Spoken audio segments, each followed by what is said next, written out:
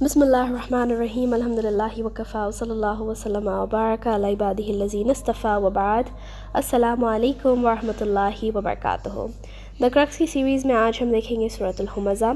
اللہ سبحانہ وتعالیٰ نے اس کا نام ہمزہ اسی لیے رکھا کیونکہ کہ آپ دیکھیں پہلی آیت اللہ سبحانہ وتعالیٰ کیسے شروع کرتے ہیں، وَيْلٌ لِكُلِّ ہُمَزَةٍ لُمَزَةٍ، جو لوگوں کے سامنے اور پس پشت عیب بیان کرتا ہے اس کے لیے بہت بڑی ہلاکت ہے، بہت بڑی خرابی ہے۔ اس سے پہلے جو ہم نے سورہ دیکھا تھا سورہ عصر، اس میں اللہ سبحانہ وتعالیٰ بتاتے ہیں انسان خسارے میں ہے۔ یہ سورہ میں کیا بتا رہے ہیں کہ انسان خسارے میں کیوں ہیں، رائٹ؟ تو یہ دونوں سورہ ایک کو ایک کنیکٹ کرتے ہیں۔ ابو حیان فرماتے ہیں کہ یہ سورہ کن لوگوں کے لیے نازل ہوا تھا؟ الاخناس بن شریق، العاص بن وائل، جمیل بن معمر، الوالد بن المغیرہ، یا پھر امیہ بن کلف۔ تو اسکالرلی ڈفرینس ہے یہ چیز میں بھی کہ کس کے لیے نازل ہوا تھا، لیکن پاسبل ہو سکتا ہے کہ ان تمام لوگوں کے لیے نازل ہوا تھا۔ اور ظاہر سی بات ہے کہ اگر انسان میں یہ تمام کوالٹیز پائی جائیں جو اللہ سبحانہ تعالیٰ اس سورہ میں بیان کر رہے ہیں تو پھر وہ سورہ تو پھر اسی کے لیے ہو گیا۔ اب ہم چلتے ہیں ورڈ بائی ورڈ میننگ کی طرف۔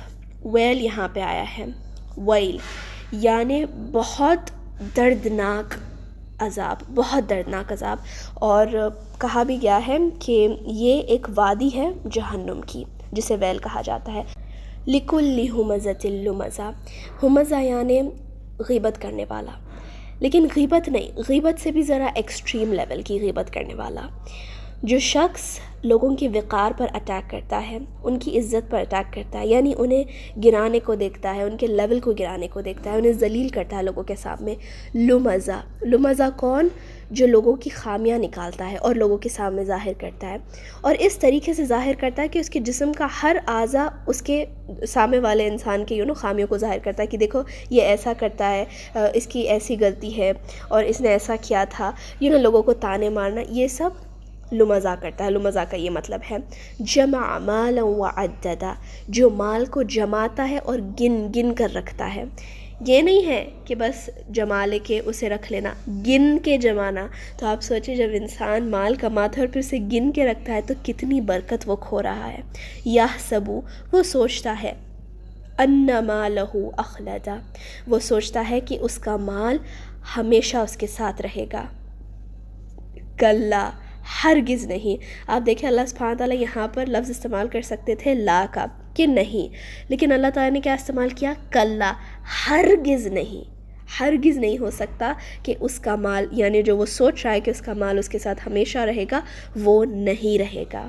اس کی سوچ کے حساب سے یہ بالکل نہیں ہوگا، اور نہ ہی مال اسے مرنے سے روک سکے گا، اور نہ ہی جب وہ قبر میں جائے گا اس کا مال اس کے ساتھ آئے گا۔ لَيُنبَذَنَّ، وہ پھینک دیا جائے گا انتہائی ذلت آمیز انداز میں، فی الحطمہ، آگ میں۔ حطم کا مطلب یہاں پہ جو حطم آئے تو یہ حطم سے آتا ہے، تو حطم کا مطلب ہے کچل دینا، توڑ دینا۔ تو بیسیکلی جب اللہ سبحانہ تعالیٰ لوگوں کو جہنم میں ڈالیں گے تو جہنم کیا کرے گی؟ انہیں توڑ کے مروڑ کے رکھ دے گی۔ الموقدہ، جو بھڑکائی گئی ہے۔ تطلع علی الافئدہ، جو ان کے دلوں کے بیچ سے جاتی ہے۔ آپ سوچیں اللہ سبحانہ تعالیٰ نے کیوں فرمایا؟ کیونکہ کہ یہ جو برائیاں ہوتی ہیں وہ انسان کے دل سے شروع ہوتی ہے، کیونکہ کہ دل ہی ایک ایسی چیز ہے جو انسان کسی کے سامنے ظاہر نہیں کر سکتا۔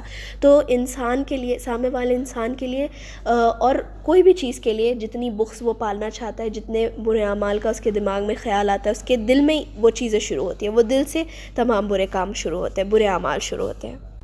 مؤصدہ یعنی بند کر دینا، کوئی راستہ ہی نہیں ہے نکلنے کا، اس کا مطلب ہے مؤصدہ، یعنی جہنم جو ہے اس طریقے سے لوگوں کو گھیر لے گی کہ ان کے پاس نکلنے کا کوئی راستہ نہیں ہوگا۔ فی عمد ممددہ، یعنی آگ کے لمبے لمبے ستونیں ہوں گی۔ اب ہم اس پورے سورے کی ایک سمری دیکھتے ہیں۔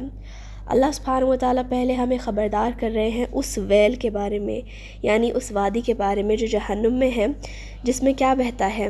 پس بہتا ہے، جو لوگوں کے زخم سے نکلتا ہے۔ کس کے زخم سے؟ جہنم کے جو لوگ ہیں ان کے زخم سے جو پس نکلتا ہے، اس کا یہاں پہ اللہ سبحانہ تعالیٰ تذکرہ کر رہے ہیں کہ اس ویل میں وہ پس بہے گا۔ اور اللہ سبحانہ وتعالیٰ کیا بتا رہے ہیں کہ یہ گناہ کا، یہ عذاب کا حقدار کون ہے؟ جو غیبت کرتا ہے، جو لوگوں پر بہتان باندھتا ہے، جو کانسٹنٹلی لوگوں کی خامیاں ڈھونڈتا ہے، لوگوں پر بہتانے باندھتا ہے، لوگوں پر جھوٹ باندھتا ہے، اور وہ شخص بھی یہ جہنم کو ڈیزرو کرتا ہے جو مال گن گن کر رکھتا ہے، جس کے دل میں تھوڑی سی بھی خواہش نہیں ہوتی کہ وہ کوئی اچھے کام کے لیے اپنے پیسے خرچ کرے یا پھر اپنے رشتہ داروں پر اپنے پیسے خرچ کرے۔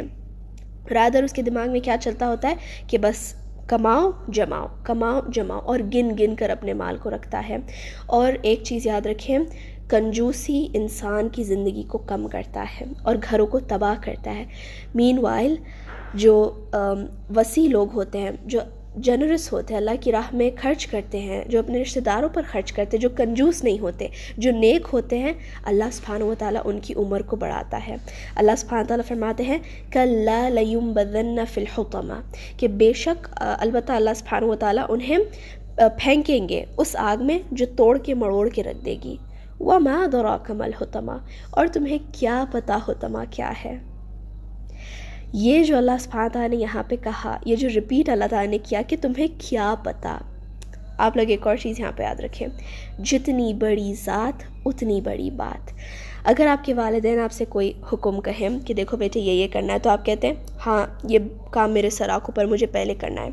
نبی صلی اللہ علیہ وسلم کی یہاں پہ بات آتی ہے، کوئی نبی صلی اللہ علیہ وسلم کا احکام آتا ہے، تو آپ کیا کہتے ہیں؟ ارے میرے نبی کا کام ہے، میں تو پہلے کروں گا۔ لیکن جب اللہ کا حکم آتا ہے تو آپ کہتے ہیں مجھے مرنا ہے، گڑنا ہے، مجھے یہی کام کرنا ہے، مجھے اللہ کے حکم کی فرما برداری کرنی ہے۔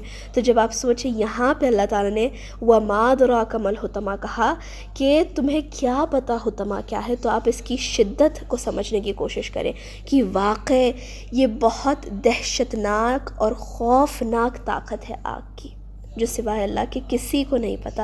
اللہم اجرنی من النار، اللہ ہم سب کو اس آگ سے محفوظ رکھے۔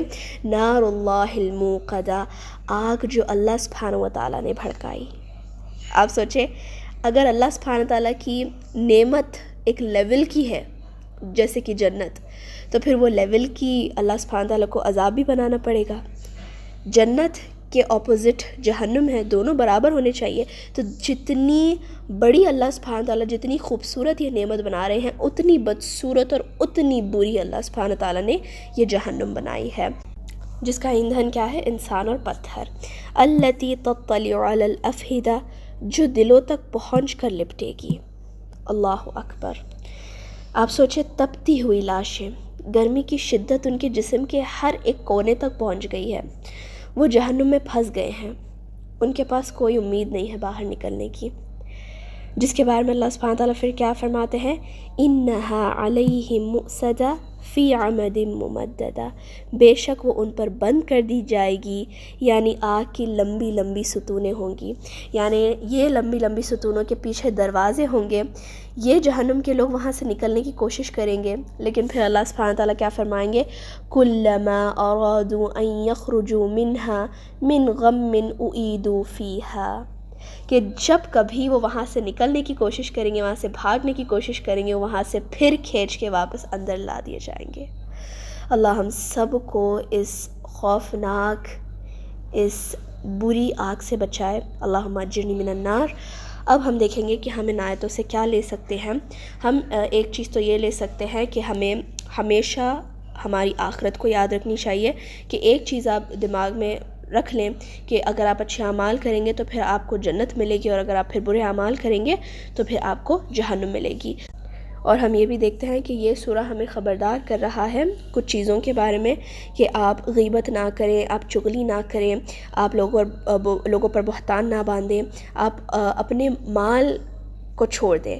یعنی ایسا نہیں کہ آپ کے مال کو چھوڑ دیں، لیکن جو آپ مال کماتے ہیں میک شور کریں کہ اس میں آپ کے رشتہ داروں کا حصہ ہے، آپ کے گھر والوں کا حصہ ہے، اللہ سبحانہ تعالیٰ کی راہ میں آپ خرچ کر رہے ہیں۔ ایسا نہیں ہونا چاہیے کہ بس آپ مال کما رہے ہیں اور آپ اسے جماتے جا رہے ہیں۔ اور اللہ سبحانہ تعالیٰ پھر یہ بھی بتاتے ہیں کہ یہ عذاب کون ڈیزرو کرتے ہیں؟ یہ عذاب کن لوگوں کا انتظار کر رہی ہے؟ ان لوگوں کا جو غیبت کرتے ہیں، وہی بات، جو بہتان باندھتے ہیں، جو لوگوں کی خامیاں تلاش کرتے ہیں اور جو کثرت سے کنجوسی سے اپنے مال کے پیچھے بھاگتے ہیں۔ اللہ سبحانہ تعالی ہم سب کو اللہ سبحانہ تعالی کی حکموں کی فرما برداری کرنے والا بنائے۔ اللہ ہم سب کو جہنم کی آگ سے بچائے، آمین یا رب۔ سبحان ربک رب العزت عما یصفون وسلام علی المرسلین والحمد للہ رب العالمین۔ السلام علیکم ورحمۃ اللہ وبرکاتہ۔